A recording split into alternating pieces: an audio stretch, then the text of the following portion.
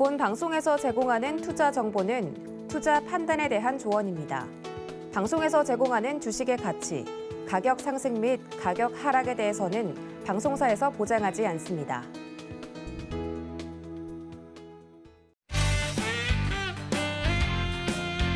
안녕하세요. 8월의 마지막 날 인사드리는 주유소 1, 2부 진행의 도안합니다. 시간이 정말 빠르죠. 오늘 벌써 8월의 마지막 거래일도 마감이 됐고 내일이면 9월입니다. 하반기 시작됐다고 이야기한 지가 엊그제 같은데 벌써 시간이 이렇게 지났네요. 오늘 국내 증시 같은 경우는 외국인들의 매수에 힘입어서 지수가 1% 넘게 오르는 모습을 보여줬습니다. 하반기에는 좀 더 시장이 잘 풀릴지 궁금하신 분들 많으실 것 같은데 8월을 잘 갈무리하자는 의미에서 오늘도 두 위원님과 함께 시장부터 종목 이야기까지 나눠볼 테니까 끝까지 함께해 주시길 바라고요. 주유소는 여러분들의 참여로 이루어지는 방송이니만큼 전화, 문자 그리고 유튜브 채널까지 활짝 열어두고 있으니까 많은 참여 부탁드리도록 하겠습니다. 자, 비 오는 화요일을 꽉 채워주실 오늘의 위원님도 인사를 좀 드려야 될 것 같은데요. 정재훈 위원님과 박원재 위원님 인사드리겠습니다. 위원님들 어서 오세요. 안녕하세요. 네, 아니 스튜디오에 원래 우리 박원재 위원님 옆에 있어야 될 분이 지금 화면에 갇혀 계신 것 같아요. 좀 이야기를 들어봐야 될 것 같은데 박원재 위원님 뭐 사건의 경위를 들은 게 있습니까? 구체적으로 들은 바는 없습니다. 네. 구체적으로 들은 바는 없는데 네. 오늘은 좀 쉬어야 되는 상황이다라고 들었습니다. 그러니까요. 네. 아니 많은 팬분들이 또 화요일 팀 팬분들이 걱정하실 것 같아요. 맞아요. 정재훈 전문가님이 화면에 갇혀 계셔서 누가 보면 우리 제작진이 괴롭히는 줄 알겠어요. 빨리 목소리를 좀 들어봐야 될 것 같은데 정재훈 의원님 어떻게 되신 겁니까? 현장에 가 계시는 만큼 좀 이야기 좀 해주시죠. 그냥 그렇게 됐어요. 어떻게 하다 보니까 그냥 사무실에서 이 화상으로 좀 연결을 하게 됐는데요. 그냥 뭐 자택격리다 뭐 이렇게 좀 생각을 하시면 될 것 같습니다. 정재훈 전문가님이 자택이 좀 격리가 된 상황이다 이렇게 이야기를 해주셨는데 안타까움을 금치 못하고 있습니다. 많은 팬분들이.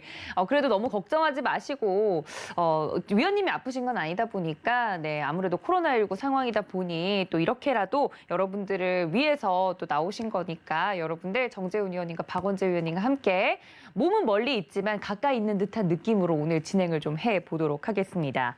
그리고 제가 시작할 때 꼭 말씀을 드렸어야 했는데 또 우리 박원재 위원님 같은 경우는 이번 주 토요일 날 이지환 전문가님과 함께 또 강연회를 준비하고 계시다는 이야기를 들었어요. 토요일 오후 1시라고 들었는데 주말에도 우리 시청자분들을 위해서 준비한 내용이 있다고요, 위원님? 아무래도 올해는 작년 같지 않게 많이 힘들었어요. 네. 1년 동안. 오늘 나름대로 의미 있는 하루였는데 하반기가 이제 시작이 돼요. 9월이면은 그렇죠. 하반기죠. 그렇죠. 이제 마지막 4개월이 남았어요. 마지막 4개월이 어떤 시장이 기대될지, 투자자는 또 무엇을 보고 준비해야 될지, 아마 어쩌면은 그동안에 힘들었던 거를 좀 보상받을 수도 있겠다는 생각도 들거든요. 그러한 내용으로 한번 담아봤으니까 주말에 한번 참여하시면 도움이 되실 거다 이렇게 말씀을 드리겠습니다.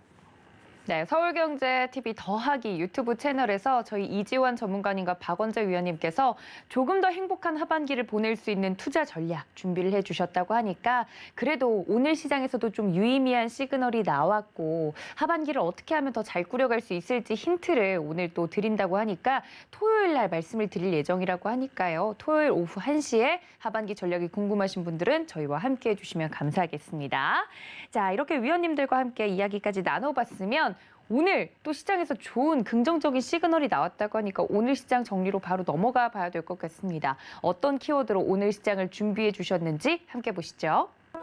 네, 지금 제 얼굴 옆에 나오고 있는데 잭슨홀 연설, 외국인 수급, 그리고 순환매, 환율과 변동성 지수, 마지막 인프라 확충은 저희 제작진이 준비한 키워드입니다. 이렇게 이야기를 좀 나눠볼 텐데 잭슨홀 미팅 이야기는 사실 주말에 정리가 또 일목요연하게 정리가 돼서 기사들이 많이 쏟아져 나왔어요. 맞아요. 근데 이제 시장에 대해서 많은 분들이 궁금해하는 건 8월에 빅 이벤트랍시고 잭슨홀 미팅이 있었는데 그래서 우리가 봐야 되는 게 뭐야? 하고 궁금해하시더라고요. 이게 좀 혼란스러워요. FOMC는 뭐고 잭슨홀 미팅은 뭐냐? 네. 이것도 좀 구별을 해야 되는데 우리가 지금 이렇게 해외, 특히 우리와 관계없는 미국의 연준 의장의 발언에 촉각을 곤두세우는 이유는 지금의 시장 자체가 정책이 이끄는 시장이기 때문에 그래요. 그렇죠. 시장 자체적으로 자생력을 갖고 끌어가는 시장이 아니고 작년 3월 달에 코로나라는 전대미문의 글로벌 위기를 닥쳤죠. 그러다 보니까 셧다운이 다 돼서 경제가 멈춰버렸어요. 그러면 경제가 멈춰 있는 상태에서 그냥 놔두면은 그냥 공황으로 가겠죠. 모든 경제가 돌지를 않으니까. 그러면은 이제 정부나 이쪽에서는 경제를 살리기 위해서 정책을 펼칩니다. 그래서 연준에서 먼저 나서서 통화 정책을 펼쳐요. 그 통화 정책이라는 게 결국은 요 순서를 정확하게 기억하는 게 좋아요. 네, 다시 한번. 통화 정책을 출발할 때는 제일 먼저 뭘 하느냐 하면 금리부터 낮춰요. 네. 기존에 있던 금융 부담을 좀 완화시키기 위해서 금리를 낮추는데 아주 확 낮췄죠. 제로까지. 네. 그래서 금리를 뚝 떨어뜨립니다. 그런다 해서 시장이 돌지는 않아요. 금리를 낮췄다 해서 경제 주체들이 투자를 하거나 이러지를 않아요. 왜 그러냐면 이 코로나가 언제 끝날지도 모르고 불확실성이 지배를 하기 때문에 그러면은 기업들은 세상의 중심은 제가 이제 그 주식 불패 주식 이야기를 통해서 주식 시장 이전에 우리는 뭘 봐야 되느냐 하면 주식 시장을 구성하는 기업 이것이 또 구성하는 게 국민 소득 그 중에서 C 플러스 I 플러스 G 더하기 X 마이너스 M 이게 국민소득 계정을 한번 얘기했었죠. 이런 걸 한번 익숙치 않아도 한번 익히면은 다음에 시장을 이해하는 데 굉장히 도움이 됩니다. 그러면 이제 이 중에 중심이 소득을 창출하는 중심은 기업인데 이 기업의 자금 조달을 도와주기 위해서 주식시장이 생겼다 그랬죠. 그런데 이 기업이 팬데믹으로 세상이 멈춰서 매출이 안 나와요. 그러니까 금리를 낮춰줘도 이 기업은 그동안에 잘 돌고 있던 공장도 멈출 상태죠. 네. 그럼 운전 자금이 필요하죠. 그러니까 돈을 대줘야 돼요. 그래서 중앙은행에서 정상적인 금융 시스템은 시중은행이 기업한테 대출을 해줘야 되는데 시중은행은 대출을 해줄 때 신용을 보죠. 그렇죠. 신용을 봤더니 대출을 해줄 수가 없죠. 못 팔고 있으니까. 언제 끝날지 모르니까. 네. 그래서 이러한 그 초재난급 상태, 블랙스완이라 그러죠. 기존에 보지 않았던 재난 상태에서는 중앙정부가 나설 수밖에 없습니다. 전 세계 중앙은행인 연준에서 돈을 풀어댑니다. 돈을 뿌려서 이 돈이 시중은행에 넘치게 하고 시중은행이 이제 대출을 해주게 되는데 이거마저도 여의치가 않아요. 왜냐하면 시중은행은 우량채만 매수하게 돼 있으니까. 그래서 연준한테 이제 원래 연준은 시장에 직접 개입을 안 되는데 2008년 금융위기 때 룰을 바꿔요. 야, 급할 때는 니들이 직접 개입해도 돼. 그래서 연준에서 회사채 매입 프로그램까지 진행을 해요. 이게 타르프입니다. 네. 그래서 순서를 다시 한번 정리해드리면 금리를 인하를 했고 네. 유동성을 풀어서 시중에 채권을 매입해 줌으로써 돈을 풀어요. 네. 그 다음에는 이제 이 돈을 푼 거 이를테면 원래는 국채만 사야 되는데 회사채까지 매입했어요. 그죠? 이게 통화정책이에요. 네. 그러면 통화정책으로 했는데도 체력이 좀 부족해. 당장 일자리도 안 늘고 뭔지 모르지만 경제가 GDP 성장이 안 돼. 그러면 여기에 이제 마지막으로 정부에서 나섭니다. 이게 이제 재정정책이에요. 네. 그래서 재정정책은 중국은 작년에 이미 재정정책을 과감하게 집행을 해서 작년에 코로나를 가장 빨리 극복한 국가가 중국이었고 네. 중국은 그래서 실질적으로 코로나 영향을 거의 안 받고 지나갔죠. 근데 이제 다른 국가에서는 인프라 투자를 국회를 통해서 해야 되니까 시간이 지체가 됩니다. 그래서 지금도 우리가 계속 인프라 투자를 연초부터 미국에서 뭐 4조 달러의 인프라 투자를 할 것처럼 얘기했는데 네. 그게 아직까지 집행이 안 되고 있죠.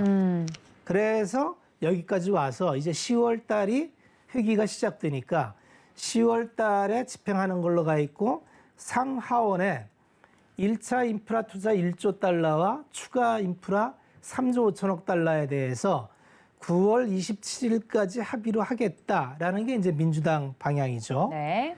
자, 그러면 잭슨 홀 때 우리 시장이 얘기했던 거는 파월 의장이 지금까지 흘러내렸던 이런 통화 정책 중에서 분기점이 이제는 이 통화 정책이 정상화되면은 거꾸로 걷어들여야 되죠. 그렇죠. 야, 그 역순으로. 순서를 잘 보세요. 네. 거꾸로 이제 회수를 해야 돼요. 그럼 돈을 그럼 맨 먼저. 마지막에 해서는 안 되는 회사채를 매입을 했죠. 네. 자, 회사채는 이제 안 해요. 이거 네. 금지했습니다. 그 다음에 뭘까요? 지금도 QE 양적 완화를 해요.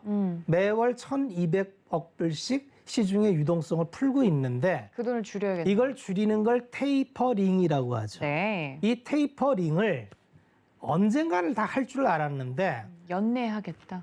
이거를 시장하고 이제 소통을 하는 거예요. 이거를 먼저 2008년 금융위기 때는 갑자기 했던. 시장하고 소통하는 게 처음 하다 보니 네. 네. 네. 좀 서툴렀어. 네. 시장이 어떻게 반응할지 몰랐어. 너무 갑작스러워. 그래서 연준 위원들이 과격하게 한 번에 뚝 끊었더니 2014년, 15년도에 발작을 일으켜서 시장이 굉장히 큰 충격을 먹었어요. 네. 그거를 이제 텐트럼, 음. 텐트럼 발작을 일으켰다. 음. 그러니까 이번에는 이제 한번 해봤어. 그러니까 어떻게 해? 야, 이게 이렇게 실수는 하면 안 하지 되는구나. 말아야겠다. 네. 그리고 살살 소통을 하면서 살살 밀당을 해야 되는구나. 그래서 계속 밀당을 했는데 지금 7월 달에 테이퍼링은 멀었다 그랬어요. 7월 달에 금리 인상이 일시적이고 네. 이거를 하반기가만 깔아앉고 테이퍼링을 할 수 있는 요건은 금리와 고용이 충족돼야 되는데 그렇죠. 금리는 일시적이고 고용은 멀었다. 네, 아직 마음에 성에 차지 않는. 이건 뭐 먼 훗날의 얘기다. 그랬는데 6월, 7월 달에 고용 지표가 너무너무 잘 나왔어요. 네. 그러니까 시장에서 야, 이거 해야 되는 거 아니야? 테이퍼링을? 이런 얘기가 나와요. 그러니까 연준의 강성 매파 의원들이 이미 애드벌론을 많이 띄워놨어요. 연내에 테이퍼링을 해야 된다는 게 뉴스의 헤드라인을 많이 장식을 했고 그때마다 시장은 조금씩 내성이 생겼어요. 누가 그런 얘기할 때마다 조금 움찔하고 이게 이미 여러 번 있었어. 네. 그러니까 이제 이번에 잭슨 홀은 사전에는 아무 말 없이 지나갈 것이라는 게 사전 예측이었는데 네. 그래도. 파월 의장이 뭐라고 얘기했냐면 이제 연설문 내용을 보면은 많은 연준 위원들이 연내 테이퍼링을 해야 된다는 걸 발언을 한다. 네. 소수의 의원은 내년에 해야 된다랜다. 나는 지난달까지 의장인 나는. 다수의 생각이 있었다. 이게 뭐죠? 연내 테이퍼링을 할 수도 거네요. 있다는 네. 얘기를. 그러니까 시장이 그때 미국 시장으로 보면 그때 굉장히 빠져요. 네.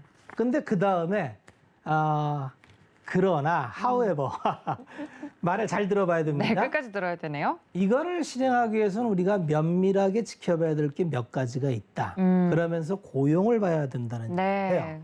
그러니까 고용 지표 발표가 9월 3일 날 발표가 됩니다. 네, 그때를 잘 그리고 봐야겠네요. 10월 달에도 발표가 되고 11월 매월 발표를 해요. 그런데 연준의 FOMC는 9월 22일 날 열리고 맞습니다. 그 다음이 11월 3일 날 열려요. 근데 11월 달에 고용 지표는 6일 날 열려. 그러면 이번에 파월 의장은 연내에 한다 안 한다는 얘기를 한 게 없어.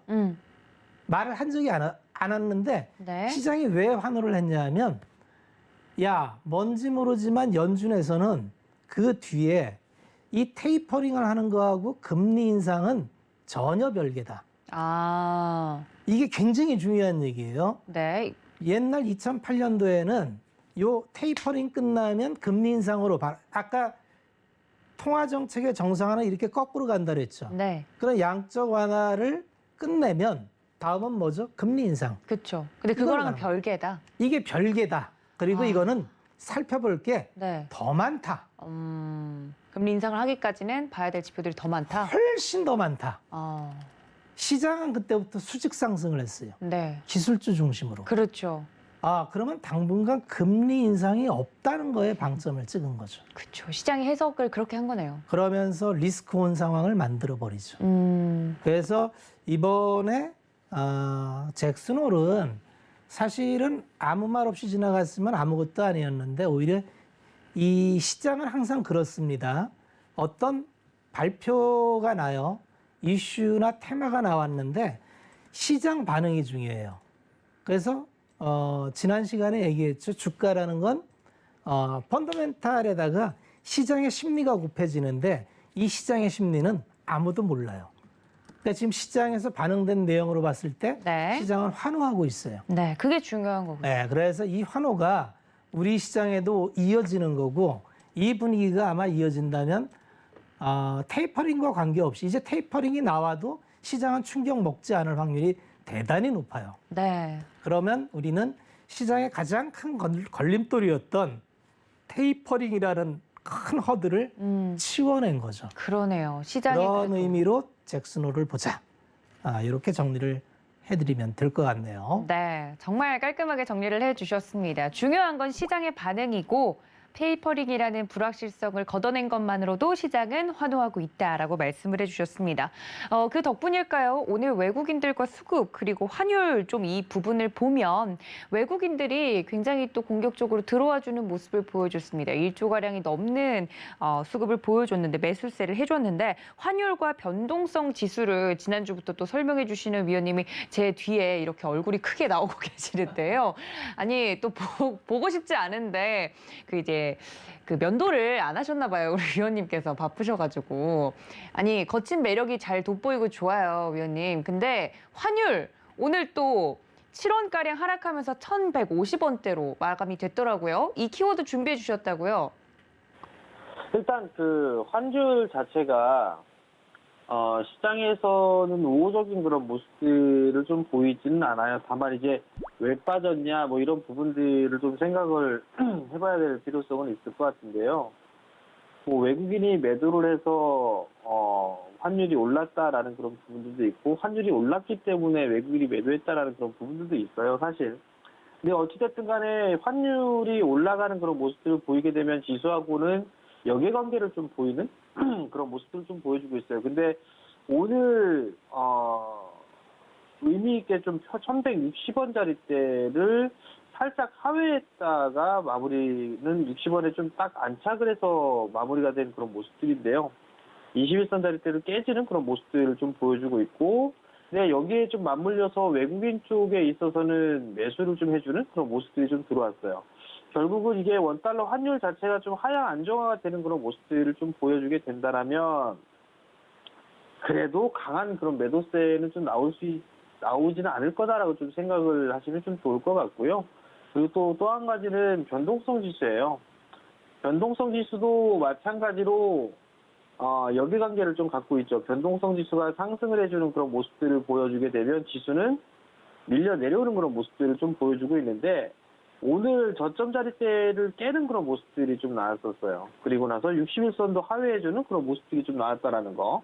그러면 결국 이게 원달러 환율이나 변동성 지수나 이런 부분들을 봐도 지수에는 좀 우호적인 뭐 그런 그런 모습을 좀 보인다라고 좀 생각을 하시면 좋을 것 같거든요. 근데 그렇다면서 뭐 시장이 정고점 자리대를 넘어서가지고 돌파를 하고 다시 신고가의 흐름들을 갈 것이냐 그 부분들을 좀 생각을 해보게 된다면 아직까지는 그냥 박스권? 뭐 어쩔 수 없이 박스권에 좀 얘기를 계속적으로 좀 말씀을 드리는데 아직까지 좀 확인을 해봐야 될 부분들이 좀 많이 있어요. 다만 이제 환율이라든가 변동성 지수 이 부분들을 놓고 봤을 때는 증시에는 우호적인 그런 역할을 좀 할 수가 있다라는 거. 그렇지만 여기서는 이제 뭐 지표라든가 이런 부분들을 좀 계속적으로 체크를 해봐야 되는 그런 상황이란 말이죠. 그렇기 때문에 일단 시장에 있어서는 좀 우호적으로 진행되고 있는데 다음 날이에요. 내일 이제 수요일장에 바로 어떻게 되는지를 좀 봐야 될 것 같고, 오늘 이제 말일이기 때문에 이 MSCI 리밸런싱에 대한 부분들 때문에 매도했던 부분들을 일단 급하게 채워넣었던 뭐 그런 부분들일 수도 있어요. 그렇게 된다라면 내일 바로 이제 매도가 나와주는 그런 모습들 좀 보여주고, 거기에 따라 또 환율이라든가 변동성을 다시 또 움직여주는 그런 모습을 보일 거란 말이죠. 그렇기 때문에 오늘 일단 이렇게 나왔다고 해서 뭐 흥분할 필요성은 없을 것 같고요. 일단 지표 자체는 우호적인 그런 모습을 좀 보였지만 내일까지 일단 연속성이 있는지를 좀 체크를 해봐야 되고, 내일까지 이러한 모습들이 좀 보여주게 된다라면 지수는 한번 좀 추가적인 상승, 뭐 정보증권료까지도 한번 상승을 해볼 수도 있겠구나. 뭐 그렇게 좀 긍정적으로 좀 생각을 하시면 좋을 것 같습니다. 수급 관련해서 또 환율 관련해서 환율과 수급 참 닭이 먼저냐 달걀이 먼저냐 같은 관계이긴 한데 이 특히나 외국인 수급에 대해서 키워드로 또 우리 박원재 위원님이 꼽아주셨어요. 이 부분이 아까 말씀해 주셨던 긍정적인 시그널일까요? 시장이 반전을 하기 위해서는 몇 가지 꼭 거쳐야 되는 단계가 있어요. 네. 그거를 우리는 필요 조건이라고 합니다. 네. 차트를 제가 잘 안 보는데 차트를 한번 볼게요. 지수를 한번 보겠습니다. 요 날이었어요. 차트가 이걸 그냥 켜야겠군요. 네. 이걸로 한번 해보겠습니다. 요 날 121선을 깨고 내려간 날, 요 날 제가 이제 우리 방이나 방송에 나와서도 이게 경기선인데 작년 코로나 이후에 한 번도 깨지 않은 이 선을 깼다는 거는 우리는 좀 주의 깊게 봐야 된다. 이게 3일 내에 회복이 안 되면 추세 이탈을 할 수가 있다. 그래서 다음에 우리가 다시 편안하게 보려면은 이 경기선을 기준으로 해서 회복될 때 다시 보면 된다. 이 얘기를 했었죠. 네. 오늘 회복이 됐어요. 그죠? 오늘 회복이 됐어요. 그러면 이제 우리는 어떻게 이제 시장을 대응을 하느냐? 이날 제가 아직까지 현금 비중이 좀 안 돼 있는 분은 현금을 좀 해놓는 게 좋겠다. 왜냐하면 이게 어디까지 내려갈지 모르는데 그냥 100%로 정신 승리하기에는 주식시장이 만만치 않다. 그리고 그 변동성은 모른다. 그러니 일단 해놓고 다시 충전하려는 기간은 이걸 다시 회복이 됐을 때 그게 오늘입니다. 이걸 보라는 얘기는 뭐냐면 시장은 시나리오를 만들어 놓고 예측한 다음에 그 다음에 대응을 해야 돼요. 내가 시나리오를 설정했으면 그대로 해야 됩니다. 이게 시나리오를 잘 짜놓고 실행이 없으면 꽝입니다. 그럼 지금 뭐냐면 시장은 다시 추세로 복귀했다. 이렇게 보면 됩니다. 추세로 복귀했다. 이렇게 보면 되고, 그럼 그동안에 팔았던 이유가 뭐냐? 네. 이렇게 보면은 수급이라고 제가 얘기를 했죠. 수급입니다. 외국인이 팔았기 때문에 밀린 거예요. 그러면 환율하고 이게 똑같이 연결이 되는 건데, 환율이 이상했어요. 이런 환율이 나올 수가 없다. 왜 그러냐면 펀더멘탈로 환율은, 이 환율은 우리가 1150원이라는 환율이 그냥 그동안에 쭉 유지됐던 환율인데, 이 1150원을 넘으려면 뭔가 이유가 있어야 되는데 이유 없이 그냥 넘었다는 거죠. 그리고 이 1200원이라고 하는 환율은 이게 대체적으로 해외발 위기가 왔을 때 넘어가는 환율이에요. 그럼 이번에 1180원까지 찍었다는 거는 이 자체로 펀더멘탈로 설명이 안 돼요. 이건 뭐냐면 경상수지 흑자를 추구하는 자본 계정의 유출이 있었는데 그 유출에 아주 크게 기여한 게 외국인 매도였다. 그러면 이 외국인 매도가 멈추려면 최소 5천억 이상의 외국인 매수가 들어와야 되는데 그게 오늘 들어왔죠. 자, 그럼 이제 아구가 맞죠? 기존의 환율 자체가 한국 경제의 펀더멘탈과 어울리지 않는 환율의 하락이었어요. 그게 이제 정상화되는 거고, 오늘 이제 1150원대에 들어왔으면 이제 얼추 펀더멘탈 내에 들어오는 환율입니다. 그러면 이제 두 번째, 외국인이 그동안 매도했던 거는 대한민국 시장이 나빠서가 아니고 EM 시장, 그러니까 이머징 마켓을 줄여야 되는데 대한민국 시장의 유동성과 황금성이 너무너무 좋기 때문에 고민 없이 한국을 그냥 매도해서 나간다. 그럼 그들은 EM 비중을 한국 시장을 조금 더 매도해서 채우는 겁니다. 그런데 조금 이제 속상한 게 한국 시장이 이머징 시장에 있다 보니 이머징 시장은 좀 크는 시장들이 많아요. 중국이 그렇고 인도가 그렇고 브라질이 그렇고 이런 국가들이 경제 규모가 커지면서 비중을 넓혀갈 때 또다시 대한민국은 그 유동성과 황금성이 풍부하기 때문에 비중을 기계적으로 줄이는 게 그래서 MSCI 리밸런싱 할 때마다 대한민국은 좀 손해를 봅니다. 그래서 지속적으로 좀 비중이 줄고 있는데 어쨌든 최근에 과조정받은 거는 좀 채울 만한 그런 위치에 와 있는 거는 사실입니다. 그래서 오늘 의미 있는 수량이 들어왔는데 지난 시간에 보면은 이게 딱히 이것 때문에 그럼 끝났느냐 이렇게 얘기 못하는 게 지난번에 이랬던 적이 한 번 있었는데 1월 8일 날 1조 8천억을 매수를 했어요. 1조 8천억. 이게 1월 8일입니다.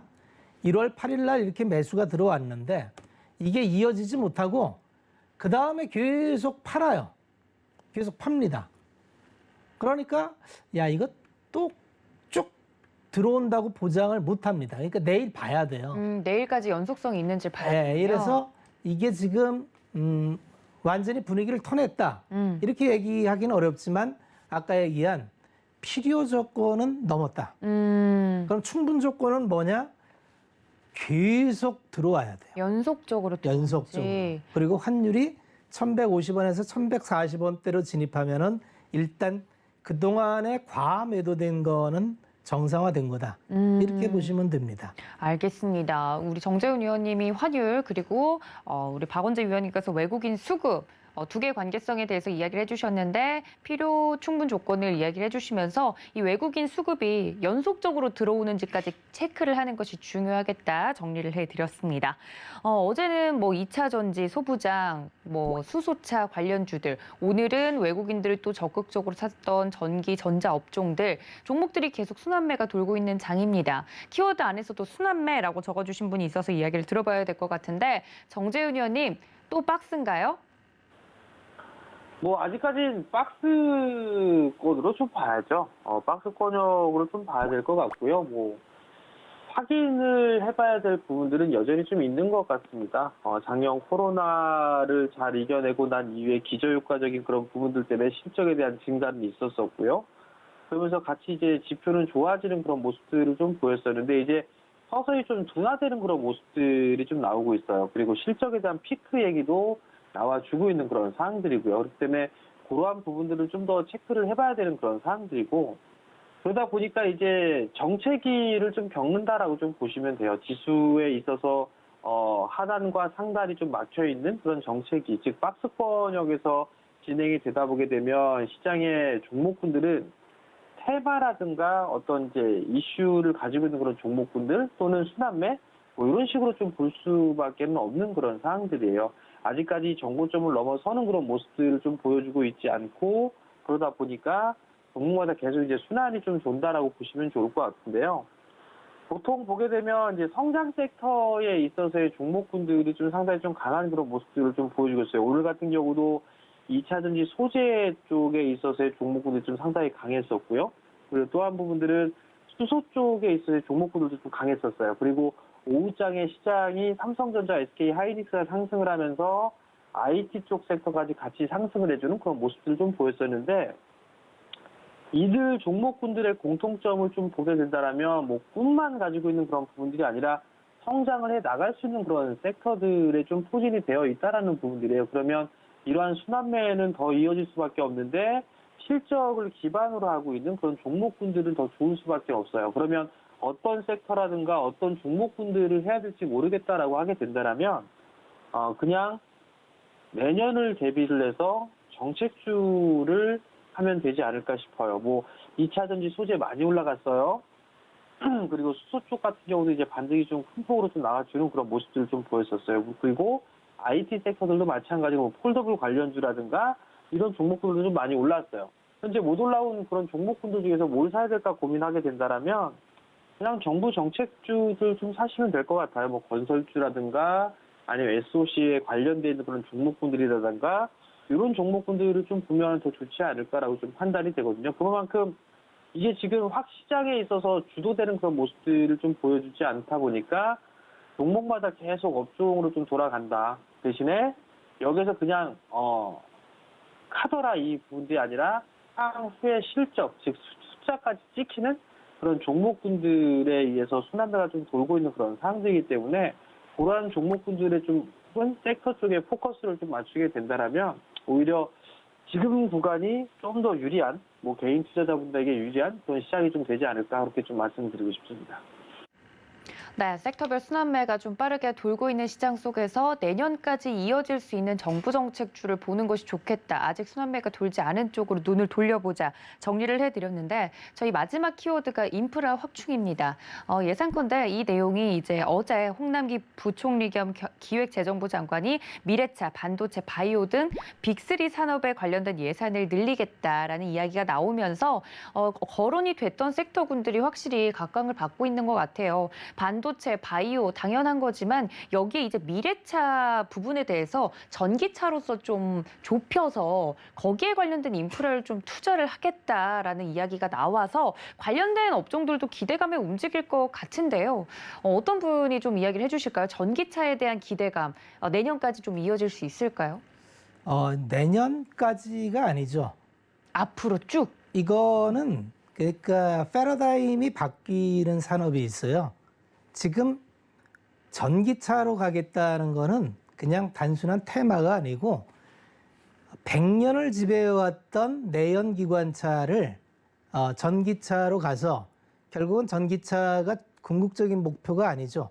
자율주행으로 가겠다는 거죠. 그렇죠. 궁극적으로는 UAM과 레스트 마일 여기까지 다 이어지는 흐름입니다. 그러면 이게 작년부터 계속 제가 드리는 말씀이 산업이 발화를 한 게 이게 2007, 8년도에 전기차는 실질적으로 발화를 했어요. 그래서 1차 시세가 그때 나옵니다. 그리고 그동안 이제 성장을 못해요. 왜 그러냐면 너무 비싸. 배터리 가격이 그때 킬로와트 시당 단가가 한 500불 이상이었어요. 그러니까 시장성이 없는 거예요. 근데 최근 들어서 왜 이제 이게 갑자기 발화를 하느냐면 ESG라는 글로벌 탄소 문제도 있지만 배터리 가격이 이제 킬로와트 시장 120불까지 떨어졌고 궁극적으로 테슬라가 목표로 하는 게 이제 50불이에요. 그러면 내연기관 차랑 그리드 패러티가 얼마 안 남았어요. 그러니까 내연기관차보다도 전기차가 유지비가 훨씬 싸게 들 수 있는 임계치가 얼마 안 남은 상태예요. 네. 그리고 기술의 발전으로 봤을 때 조만간 배터리 가격은 더 떨어질 겁니다. 그러면 이거는 이제 현실이야. 예전에는 꿈이었는데 이제는 현실이 된 거죠. 그래서 올해 침투율을 한 4% 봐요. 4%. 이게 10%를 넘어서면 그다음부터 가속화가 부는데 25%까지 넘어가면 이제 패러다임이 넘어간 걸로 보죠. 네. 그러면은 전 세계 자동차가 이제 과거는 1억 대였는데 연간 신차가 지금은 죽어서 한 8,800만 대.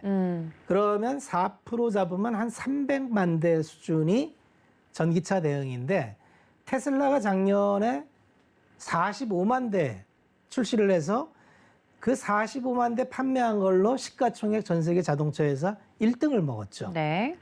이게 패러다임 시프트가 아니면 설명을 못 해요. 네. 그러면 전기차는 이게 그냥 지금 올해 이렇게 시세 났으니까 끝이다가 아니라 계속 증설이 들어갑니다.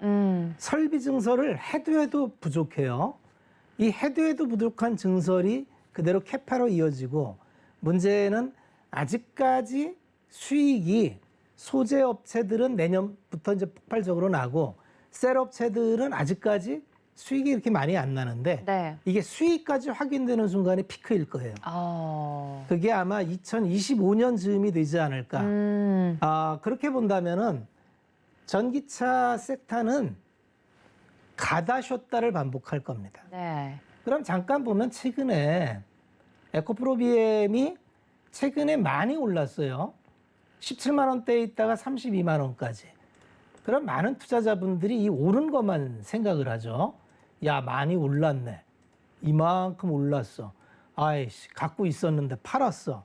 그런데 이게 그런 얘기 할 필요가 없는 게 그 이전에 이렇게 좁혀서 보면은 올 초에 20만 원에 샀으면 징글징글 했을 겁니다. 계속 빠졌어. 회복이 안 돼.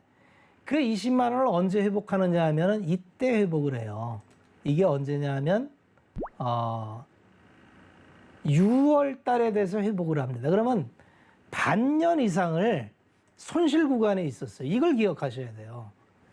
반년 구간을 손실 구간에 있다가 이제 이익이 난 거지. 네. 그러면 나는 차트도 잘 보고 귀신이라서 난 언제나 여기서 투자해서 여기서 나와. 이런 투자자가 있나요? 없겠죠. 네. 네. 이게 이게 있을 수 있지만, 가능한가요? 네. 이게 가능합니까? 그래서 투자는 현실적으로 네. 본인이 계획돼 있는 투자를 하면 됩니다. 그래서 내가 이 산업의 성장성을 믿고 그 대신 발품을 팔아야 된다 그랬죠. 네. 시장의 흐름이 어떻게 흘러가고 있는가를 발품을 팔다 보면 2차 전지가 지금 확 떴어요. 그러면 지금 기술주하고 올라가는 거와 일맥상통하고 이거는 굉장히 고퍼예요. 일부 소재는 이제 따라가면 굉장히 위험한 구간에 들어갑니다. 1년 이상 고생할 수 있어요. 이걸 꼭 염두에 두시고 그러면 다음 순환은 어딜까? 라고 생각을 확장해 보세요. 네. 그러면 보통 우리가 그 신재생, 차기 에너지, 탄소 중립 하면은 전기차와 더불어서 두 가지를 더 꼽죠. 수소, 네. 그 다음에 풍력. 이게 다 고퍼주예요. 그러면 이 전기차 대응을 못했으면 다음엔 수소나 풍력 쪽의 고퍼주 흐름은 요새 한번 살펴들 보십시오. 네네. 나쁘지 않을 거예요. 그래서 시장은 이렇게 내가 발품을 팔면은 다음 흐름이 보입니다. 그러면 의미 있는 점에서 내가 준비하고 있다가 투자 비중을 늘려나가면 돼요. 이런 식으로 나의 투자 포트폴리오를 조절해 나가면 됩니다. 네, 혹시나 전기차를 타이밍을 놓쳤다면 그 다음 스텝까지 힌트를 좀 얻을 수 있을 것이다 말씀을 드렸습니다. 내에서도 순환 로직상 아직 덜 오르고 비싸지 않은 쪽이 있어요. 그럼요. 그런 종목들도 그런 분명히 걸 있을 찾아서 거예요. 내 포트에 편입을 하면 됩니다. 네, 전기차와 관련된 이야기가 또 돈을 직접 투입을 하겠다고 하니 더욱더 기대가 되는데 우리 정재훈 의원님은 전기차와 관련된 종목들 혹시 보고 계신 거 있으실까요? 다 보고 있어요. 다 보고 있는데 많이 올랐어요. 전기차 쪽 같은 경우도 이게 좀 차별화? 뭐 그런 모습들을 좀 보여주는데 소재 쪽은 좀 상당히 좋아요. 근데 이제 장비 쪽이나 이런 기업들 같은 경우는 이렇게 크게 상승을 좀 해주지는 못했는데 아마 이제 SK나 LG나 삼성 같은 경우도 이 증설에 대한 이슈는 좀 계속될 거예요. 그러면 그러한 부분들을 좀 노려서 장비주들을 좀 여유 있게 보는 뭐 그런 전략도 좀 좋을 것 같고요. 그리고 이거는 굳이 뭐 방송에다 말씀을 좀 드릴 필요성은 없을 것 같은데 종목군들 중에 이 예를 들면 뭐 이게 개별 모멘텀이나 뭐 이런 부분들 쪽으로 해서 이 신규 사업으로 2차 전지 쪽 사업을 하려고 하는 뭐 그런 기업들이 있어요. 그러니까 그런 기업들의 탄력이 조금 더 좋다라는 거. 그러니까 근데 그건 개별적인 그런 부분들인 것 같고요. 사실 전기차 쪽에 있어서는 많이 올랐던 그런 부분들이기 때문에 옥석 가리기가 좀 필요하다. 다만 이제 오히려 이 배터리에 대한 재생? 뭐 이런 쪽에 있어서의 종목군들이 이렇게 많이 올라가지 못했던 그런 종목군들이 있으니까 그런 종목군들을 좀 본다든가 아니면 셀업체들 중에서도 오늘 보게 되면 LG화학이나 SK이노베이션은 좀 빠졌단 말이에요. 분할에 대한 이슈라든가 이런 부분들이 있죠.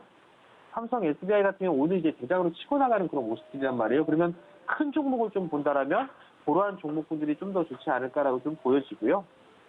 여전히 그냥 추후를 좀 생각을 해보게 된다라면 여전히 뭐 소재 쪽에 있어 조정을 받는 그런 종목군들이나 아니면 신규 사업을 하고 있는, 또 반대로 음극재 쪽에 있어서의 사업을 하고 있는 뭐 그런 기업들까지도 많이 못 올라왔거든요. 그럼 그런 종목군들로 이렇게 순환매가 좀 돌 수 있으니까 그런 종목군들로 조금 압축을 해서 보시면 좋지 않을까, 그렇게 좀 말씀드리겠습니다. 네, 전기차와 관련돼서 볼만한 종목들 힌트를 또 이렇게 방송 통해서 드렸습니다. 두 분의 위원님께서 해주신 말씀들 잘 참고하셔서 투자에 도움 받으셨기를 바라고요. 저희 그렇다면 히든 종목 시간으로 넘어가 보도록 하겠습니다. 위원님들의 포트폴리오 내에 편입이 될 수 있는 종목들 오늘도 각각 준비를 해주셨다고 했는데 박원재 위원님과 정재훈 위원님 오늘 두 분 다 이곳에 나와 있는 것이 아니기 때문에 하나씩 듣기에는 좀 어려울 것 같고 세 가지 힌트를 한 번에 좀 들을까 합니다. 두 분만 괜찮으시다면 박원재 의원님 괜찮으실까요? 그렇게 하시죠. 네, 정재훈 의원님은 방금 끄덕끄덕 하셨으니까 동의하신 걸로 하고 자, 박원재 의원님한테 그럼 먼저 여쭤볼게요. 오늘 준비해 주신 종목에 대한 세 가지 힌트 이렇게 1번, 2번, 3번이라고 정확하게 말씀해 주시면서 설명 가능할까요? 그렇게 하죠. 네. 제가 오늘 갖고 나온 종목은 이렇게 장이 막 많이 오른 날 추천한다는 건 좀 부담이에요. 그렇죠, 부담스럽죠. 왜냐하면 지금은 좀 박스장이기 때문에 말씀드린 대로 오늘 올라간 게 이제 그동안에 과매도한 거에 대한 반발 매수일수가 있어요. 근데 이게 아직까지 EM 시장을 완전히 벗어났다라고 볼 만한 근거는 아직 명확하게 나온 게 없어요. 그러니까 며칠 더 탐색을 해야 되는데 그래서 오늘은 바닥권에 있는 것 중에서 이 꾸준한 성장이 들 수밖에 없는 거예요. 첫 번째가. 이건 뭐 기본적으로 전기 시대를 맞아서 꾸준하게 성장할 수밖에 없는 그런 종목입니다. 첫 번째가. 네, 두 번째 바로 갈까요? 그럴까요? 두 번째는 이거 얘기하면 이제 다 알아요. 자회사를 통해서 해저 케이블 사업을 하고 있는데 해저 케이블 사업에 전 세계의 빅3 내에 드는 회사입니다. 그럼 뭐 회사 하나밖에 없기 때문에 이제 노출이 다 돼요. 네. 근데 이제 이쪽이 성장이 생각보다 안 난다 그래서 좀 생각보다 주가가 많이는 안 가는데 편안한 종목입니다. 편안한 종목이고 결국은 꾸준히 성장을 하고 세 번째 포인트가 결국은 얘기한 대로 전기 에너지로 전환을 해야 돼요. 그렇죠. 그러면 기존에 우리가 탄소를 멈춘다 해서 뭐 석탄 발전도 하지 마. 네. LNG 발전도 뭐 그것도 탄소 나온다며. 원자력은 뭐 안전상의 문제 때문에 안 돼. 그러면 맨 뭐 풍력하고 태양광만 해. 그 기저 발전을 뭘로 할래? 문제는 이제 이 발전 기전이 바뀌면 스마트 그리드라 해서 그 전원 그리드가 다 바뀌어야 돼요. 그러니까 전력 인프라가 굉장히 많이 변화가 많이 들어갑니다. 두 번째는 이제 특히 해상 풍력이 많이 늘어날 수밖에 없는데 네. 해상 풍력이 늘어나면은 당연히 이걸 해저 케이블로 갖고 와야 되거든요. 그렇죠. 그래서 변전소까지 해저 케이블로 이어서 이제 변전소에 와서 이거를 전력 전환을 해서 도시까지 이어져야 되니까 이런 인프라가 최근에 해저 케이블 공사가 많이 늘어나고 있어요. 그래서 이번에 증자까지 합니다. 자회사 지분이 충분히 있음에도 불구하고 이번에 또한 2천억 수준의 제3자 유상증자를 해서 지분을 더 늘려요. 그래서 뭐 그렇게 아주 슈팅하거나 그럴 종목은 아닌데 지금 가격대면은 뭐 편안하게 그냥 하나 담아둘 만한 종목.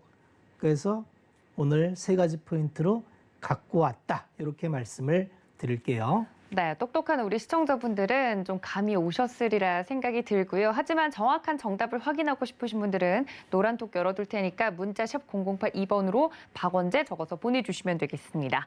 자, 멀리 있지만 가까이 있는 것 같이 느껴지는 우리 정재훈 위원님께도 여쭤봐야 될 것 같은데요. 위원님, 오늘 준비해 주신 종목에 대한 세 가지 힌트 들어볼 수 있을까요? 예. 멀려 안 있어요. 길 건너면 바로 서울경제입니다. 가까운 데에 있는데요. 우선 지금 첫 번째 포인트는요. 정부 정책에 대한 수혜예요. 이게 계속 좀 말씀을 드리는 그런 부분들이지만 내년에 선거가 있어요. 그것도 큰 선거가 2개나 있습니다. 대통령 선거도 있고요. 그리고 또 다른 선거들도 좀 있죠. 거기에 따라서 수혜를 좀 받을 수밖에 없는 그런 기업입니다. 뭐 이런 얘기를 좀 하면 좀 그렇지만 이번에 정부 들어서서 가장 못했어요. 가장 상승폭을 크게 만들었고요. 거기에 따라서 어쩔 수 없이 이 섹터는 수혜를 좀 받을 수밖에 없다. 그렇게 좀 보시면 좋을 것 같고요. 두 번째 포인트는 이 회사의 자회사가 좀 있어요. 그 회사가 있는데 이 자회사가 이제 IPO를 좀 준비를 하고 있습니다. 상당히 좀 대어로 꼽히고 있는 그런 사항들이기 때문에 이 지분법 평가액이나 이러한 측면으로 놓고 봤을 때 충분한 좀 시너지가 좀 날 수가 있다. 그렇게 좀 말씀을 드리고 싶고요.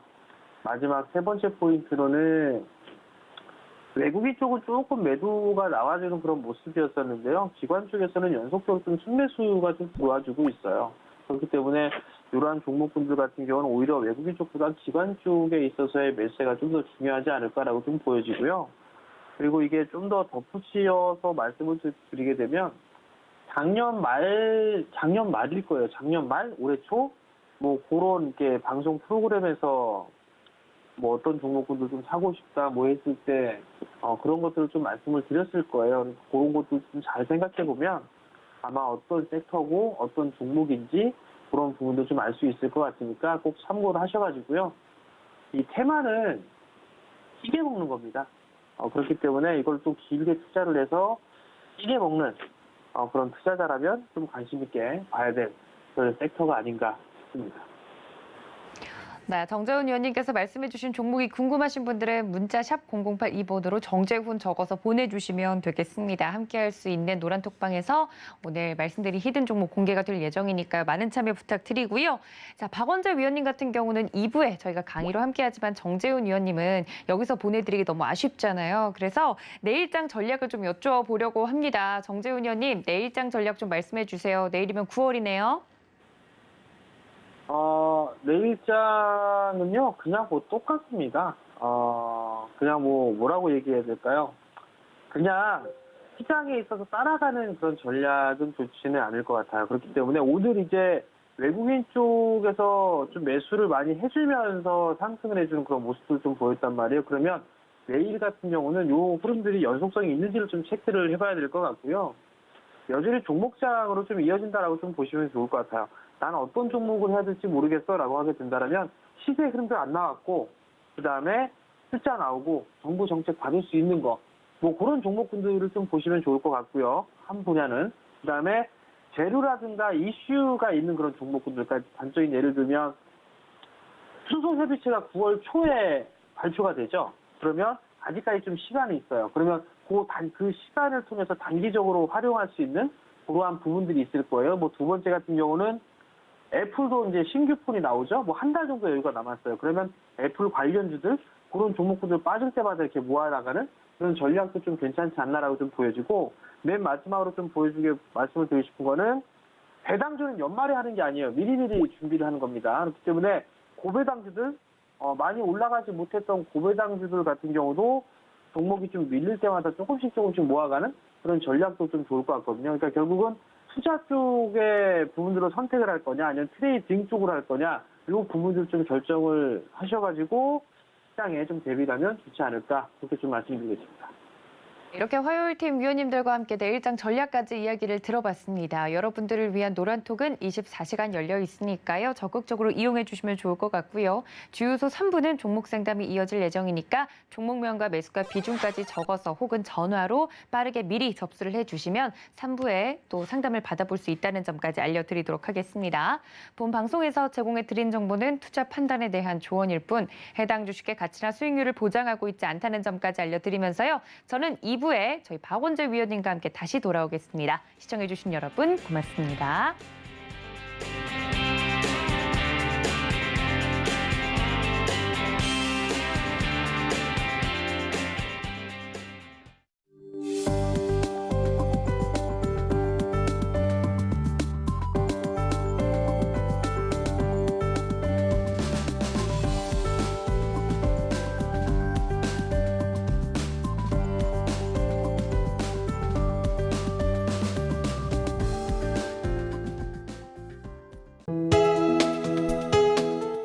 본 방송에서 제공하는 투자 정보는 투자 판단에 대한 조언입니다. 방송에서 제공하는 주식의 가치, 가격 상승 및 가격 하락에 대해서는 방송사에서 보장하지 않습니다.